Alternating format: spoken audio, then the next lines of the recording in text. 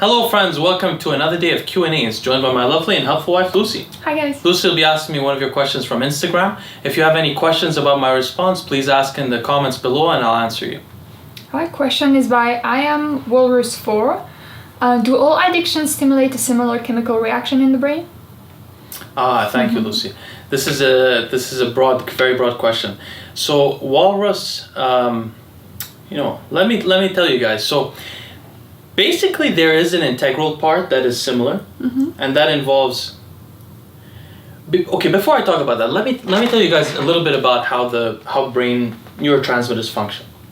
So basically, certain molecules can either cause an agonism, a direct agonism of a receptor, which is found on neurons. Neurons have receptors like dopamine receptors, serotonin receptors, different neurotransmitter receptors. Some of these molecules can cause a direct agonism of the receptor. Some of them cause a transmission of a neurotransmitter that then causes an agonism at the receptor. Some of these molecules cause an inhibition of a transporter. For example, cocaine potently inhibits the dopamine transporter DAT, D-A-T. So they can remove a transporter. Some of these drugs can reduce the activity of a degradation enzyme. So, for example, the Harmala alkaloids that are used for ayahuasca, they inhibit monoamine oxidase, which is an enzyme that degrades the monoamine neurotransmitters, which include dopamine, norepinephrine. So the point is, there's a lot of so the drugs can affect the function of the neurotransmitters. They can agonize the receptors themselves. They can also modulate the receptors, which means keep the receptors open, more receptive for the neurotransmitter when it comes by. This is called allosteric modulation. So, for example, some people listening may have heard of selective estrogen receptor modulators. Those are SERMs, or selective androgen receptor modulators. These things supposedly, in the case of SERMs, this is true, but in the case of SARMs, I'm not completely sure this is true. But they supposedly don't directly agonize the androgen receptor, but instead modulate it, making it more basically receptive to androgens in the body. So there's a complex way that molecules can affect receptors. Now, in the case of addiction, there is one common factor, which is the effect of dopaminergic activity. Okay. Dopaminergic activity, which begins in the VTA segment of the brain and goes to the ventral tegmental area of the brain, goes to the nucleus accumbens in the brain, which is called the reward center of the brain, and it involves the action at the frontal cortex, the amygdala, and the hippocampus, which all together are called the reward system of the brain. So when you increase dopaminergic activity, this reward system is more activated. Okay. Dopamine itself is a habituating neurotransmitter. It habituates people to what they're doing. Now, it does much more than that. It controls movement. So, for example, people who have Parkinson's disease.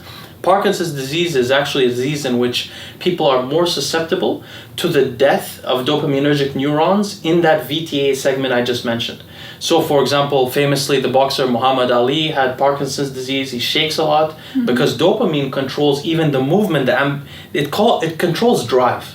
I see. So it controls even the movement of your arms, but also your ambition toward certain things in your life and so on. So if you have low dopamine naturally, you'll probably be less ambitious, less hardworking. If you have very high dopamine levels, you become what's called manic. So the bipolar people often have problems with dopamine. Schizophrenics also, there's a dopamine hypothesis of schizophrenia. Dopamine is a complicated molecule, but the important thing to know about its effect in the brain is that it habituates people to what they're doing. So if the reason why cocaine, for example, or smoking cigarettes, actually this is a great example, so let's get into it. Some drugs will directly affect dopamine. So for example, LSD directly agonizes dopamine 1 and 2 receptors. Okay? Some drugs, like cocaine, inhibit the transport of dopamine and they increase the transmission of natural dopamine in the brain. So LSD is acting like dopamine by agonizing the receptor, whereas cocaine is increasing the amount of dopamine in the brain that's coming out. So if you use LSD, for example, LSD actually its main effects are on serotonin, so this is a little bit, but any drug that you use that causes transmission, like cocaine, causes transmission of dopamine. If you use it enough days in a row, you run out of dopamine in your brain. Nice. And your brain has to synthesize more. So you'll come across more of a depression afterwards. But the point is, to answer this question, any drug that affects the dopaminergic system or any activity, including pornography, eating really affects the dopaminergic system, especially sugar. Sugar really affects it, and fatty foods. Anything that you do that affects the dopaminergic system can cause habituation. Now, addiction is composed of two things. It's composed of habituation, and it's composed of another element, which is dependency. Dependency is a different subject. Okay. But before I get into dependency, I want to say one more thing about addiction, which is this. All these drugs we're talking about, they affect dopamine in some way, all addictive drugs. But not all of them, as I mentioned earlier, some of them affect dopamine transmission, some of them agonize dopamine, some of them actually agonize they affect other neurotransmitter systems that have downstream effects on dopamine. So for example, cannabis, THC specifically, agonizes the CB1 and CB2 receptors, the cannabinoid receptors. Downstream to that, they have an effect on dopamine. Got it. So, or for example, alcohol. Alcohol affects glutamate and Gaba receptors. So, it affects glutamate and Gaba receptors. So when it does that, it also has a downstream effect on dopamine. So that's why alcohol becomes addictive. One of the reasons why it becomes habituated, let's see, is because of the alcohol. So for example, guys, if you getting a buzz when you're drunk, the buzz element is the dopamine. The relaxing element is that GABA and all of that. When you do cocaine and people get excited, they get manic on cocaine, or if they're doing methamphetamine, especially methamphetamine, because they do it at very high doses, or any amphetamine, they get that dopaminergic effect again. Anything that brings you up in terms of a drug like that usually is a dopamine effect. Okay. And that habituates you. So are all addiction equal? Meaning equal in terms of how fast you get addicted? Like which addiction is the worst, the best one, if I can say that like that? Good question. Based on your brain, which one is the worst on your brain? Like which one you get more addicted faster, which one destroy, has the more negative effect? This is a very complicated question. I know. It's a very good question. So, first of all, the one that will... let me answer this question after I talk about habituation briefly, because they need to know about that to understand that.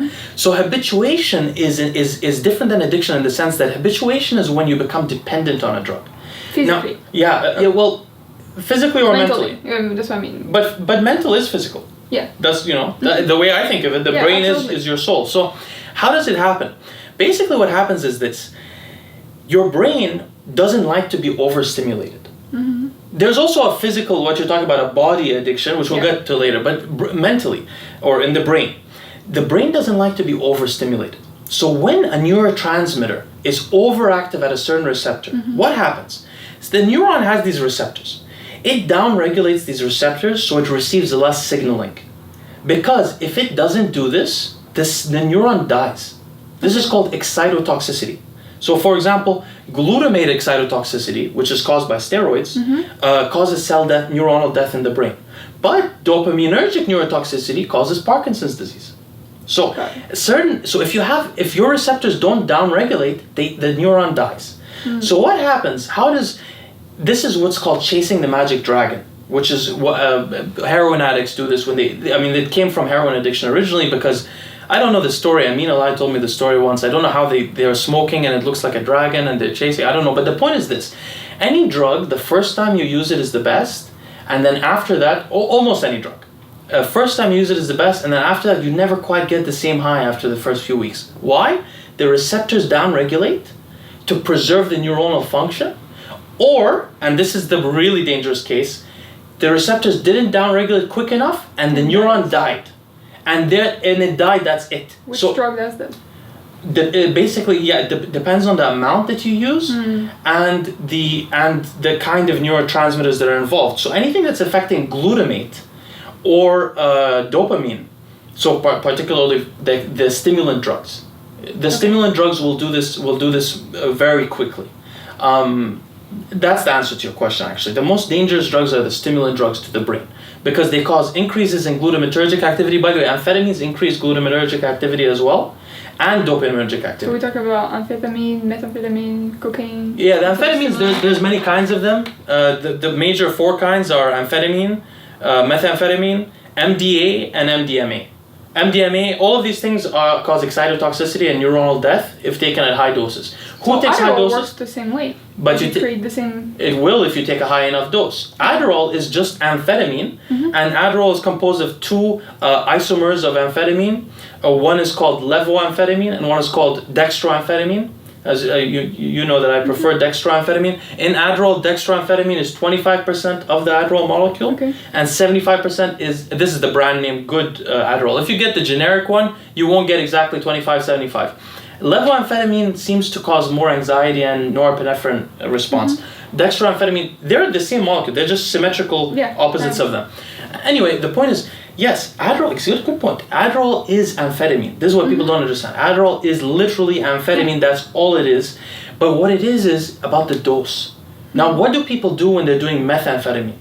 They smoke, and I've asked methamphetamine addicts, because we lived in LA for so long, I've asked them, because I used to live in downtown LA and there's a lot of tents there. And I was always curious, so I went and actually asked them, how much do you smoke in your pipe? They call it a pookie, a glass pipe.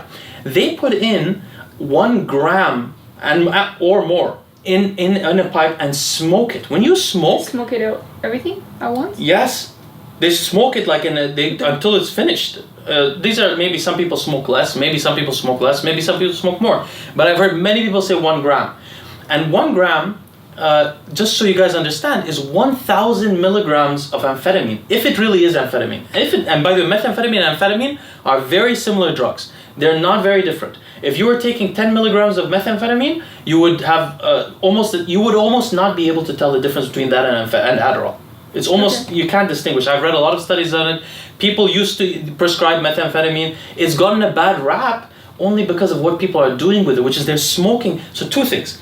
They're smoking it, so it's going directly to their bloodstream. You can't get it any faster unless you inject it in your vein. Okay, so number 1, you're smoking it. Number 2, you're taking 1,000 milligrams. How much do they prescribe to someone that has ADHD? 15 milligrams. Oh, wow, okay. And it's by pill. He's not smoking it either. So, and what do I, if I ever take this stuff, I take 5 milligrams.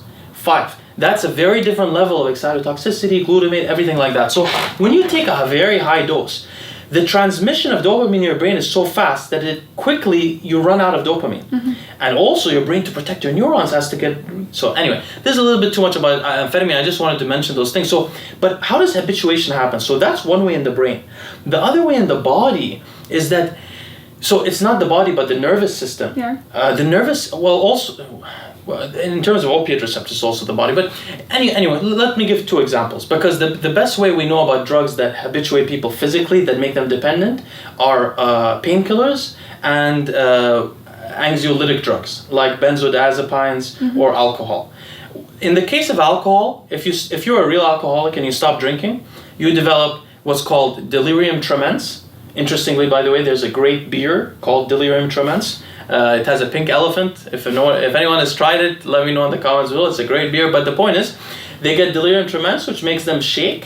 Very uncomfortable state where the nervous system is not acting properly. How does that work?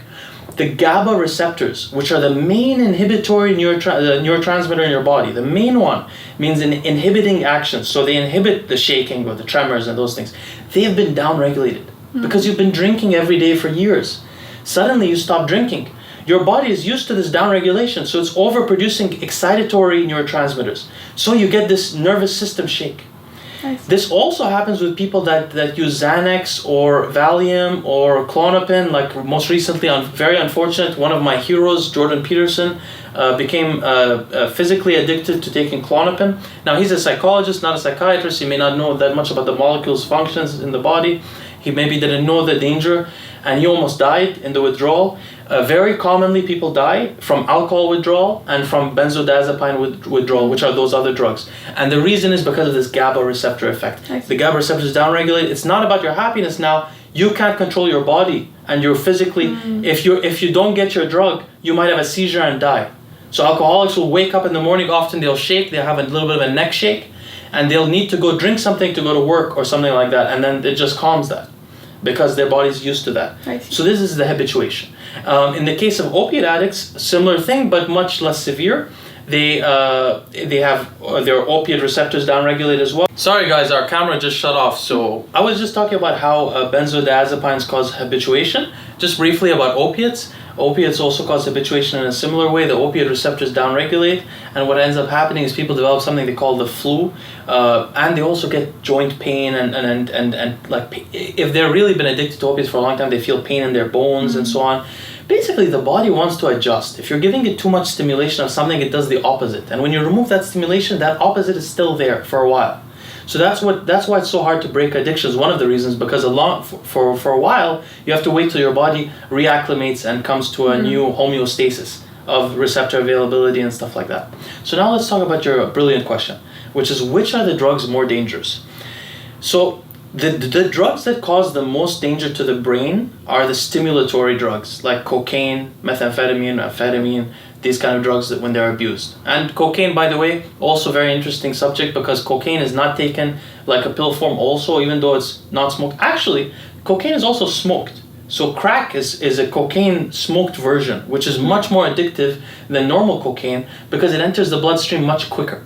So that's the main issue there. But cocaine, even normal cocaine, has two dangerous elements with it. Number one, it's snorted. Now, I've talked about this briefly before. I am strongly suspicious. Actually, I'm sure that cocaine, even though it's snorted, it may reach in the nasal cavity.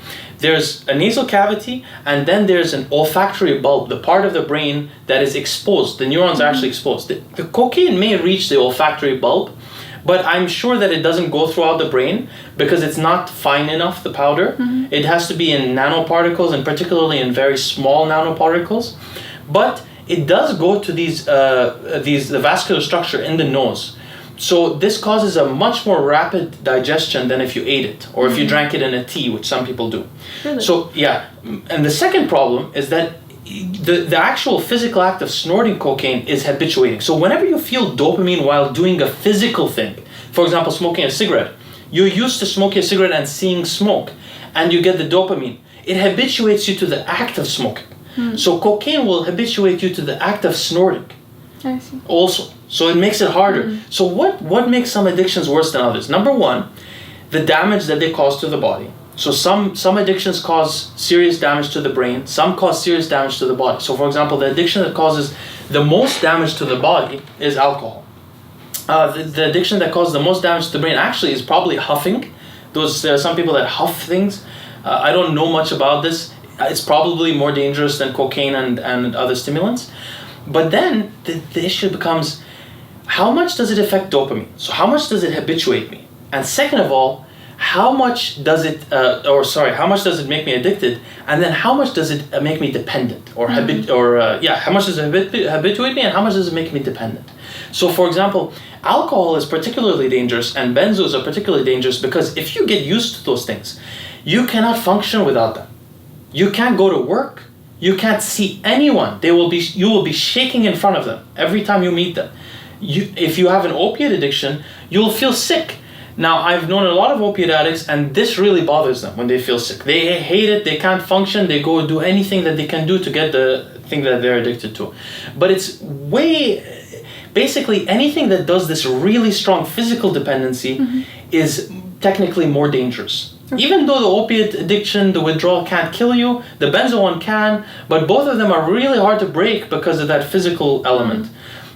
So that's the issue. Now, if you have polymorphisms that are particularly associated with these are genetic polymorphisms that are particularly associated with Parkinson's disease, then you're much more at risk with the danger of using excitatory drugs like cocaine, stimulatory drugs, because you may be damaging, because the more and drugs in general, because you may be damaging those dopaminergic neurons much quicker than other people, and you end up with Parkinson's-like disease.